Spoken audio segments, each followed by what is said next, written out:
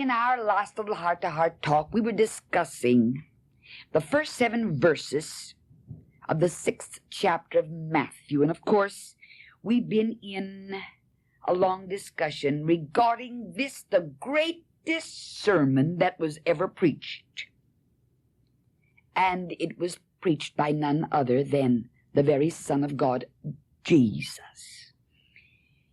When we were discussing the first 7 verses of the 6th chapter of Matthew, we found that Jesus now comes to that part of his sermon that deals with the relationship of man to God.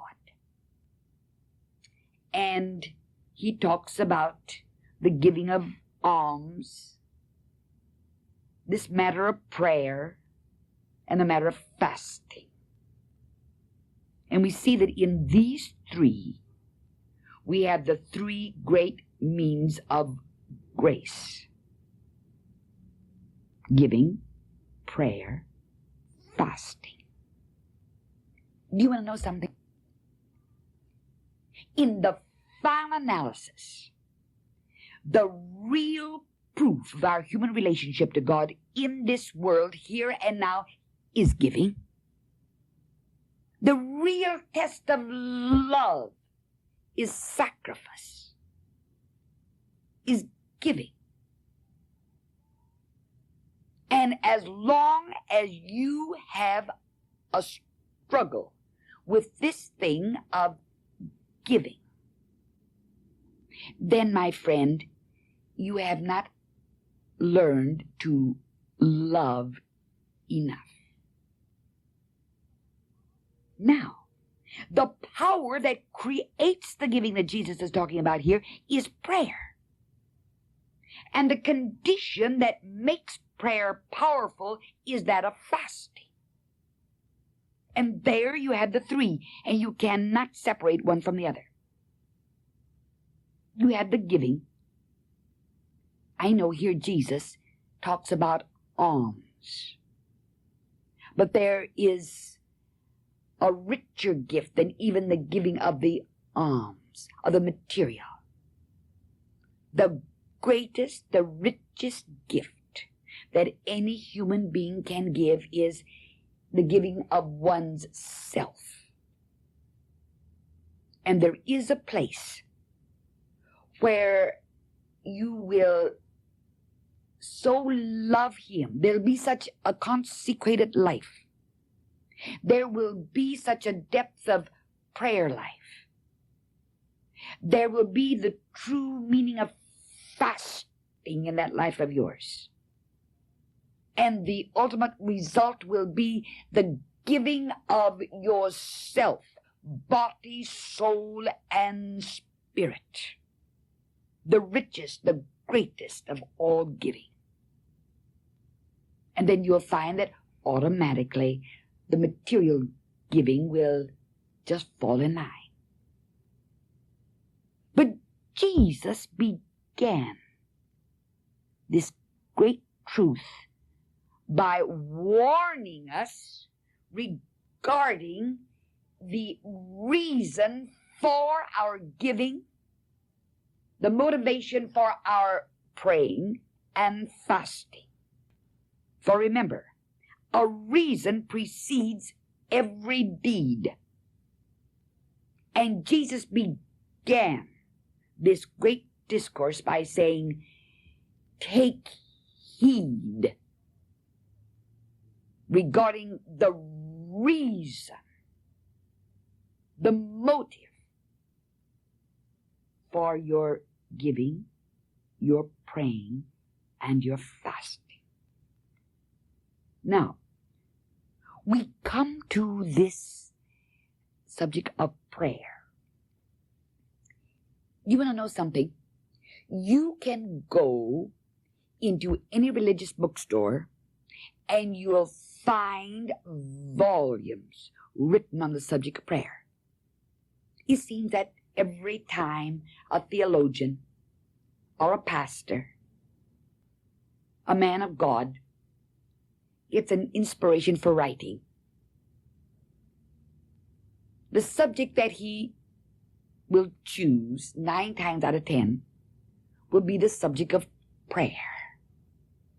Until our bookshelves are loaded, literally loaded with volumes having been written on the subject of prayer.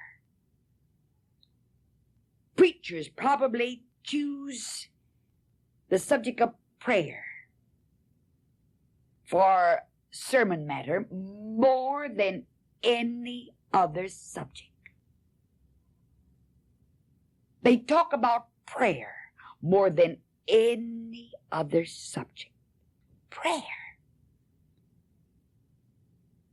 And if you were to analyze your own desire, your own thoughts, you would say, oh, please, more than anything else, I want to know how to pray, because the great desire of my heart is to have my prayers answered. Do you want me to tell you something? This thing of prayer is so simple. It's sort of like faith. It's so simple that one misses it. You do not have to read volumes and volumes. You do not have to hear the great masterpieces from the lips of men regarding the subject of prayer.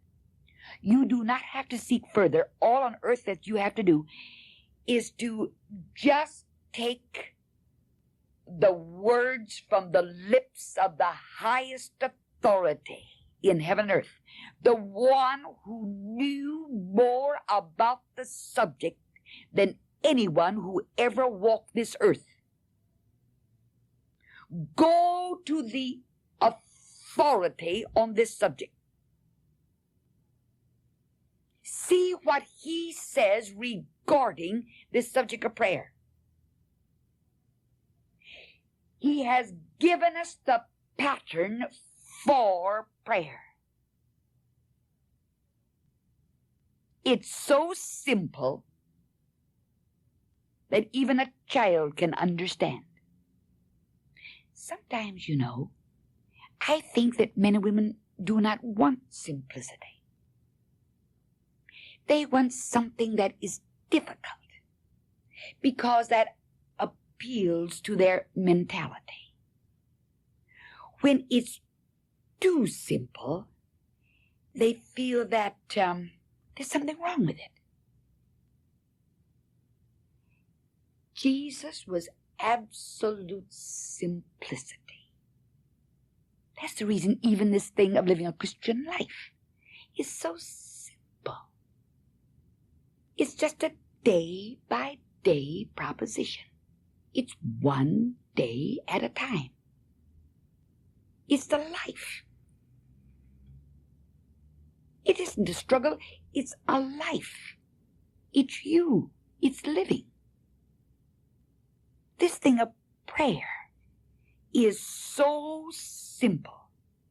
And Jesus, in just a few words, leaves no doubt as to how we are to pray. And he begins in a very practical way and tells us the real place of prayer.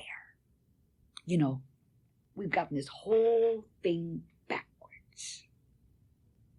That's the reason we suddenly are awakened to the fact that we've found that we are educated beyond our intelligence. And we're not quite sure what we believe, because what we believe really hasn't worked. And we're not getting the results, and we don't understand why we're not getting the results. We become discouraged. Great organizations. We are organized to the hilt.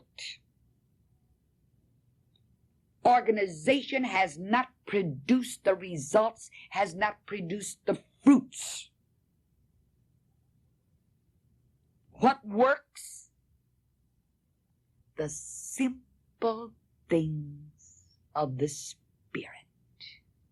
And yet we bypass the entire simplicity of it all. All right? There's many a theologian who gives the impression that the place to pray is the lengthy prayer that's prayed behind the pulpit. And he spends a great part of the Lord's day behind that pulpit praying that long prayer. Beautiful words. And sometimes I wonder whether that prayer goes any higher than the ceiling of the cathedral or the temple. I wonder if God is even listening. For if you would listen closely, the prayer is being prayed to those in his congregation rather than to the Father in heaven. No. Jesus, in giving us the real place of prayer, tells us to go into the secret place.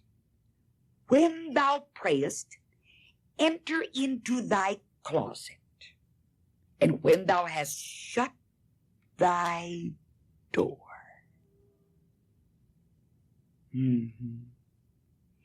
It's something that's personal. It's something between the two of you. It's something that is very sacred. Alone. Pray to thy Father which is in secret, and thy Father which seeth in secret shall reward thee openly. Where is the real place of prayer? The prayer that gets a hearing?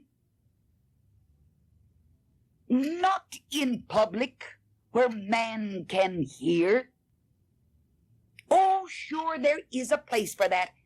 Don't you dare misconstrue anything that I'm saying. There is a place for public prayer. But it isn't a time to pray for the whole world and everybody in the world and your own personal needs. The place of real prayer,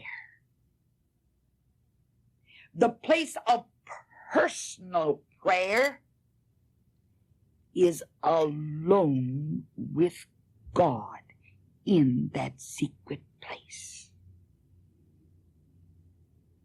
What could be more simple than that?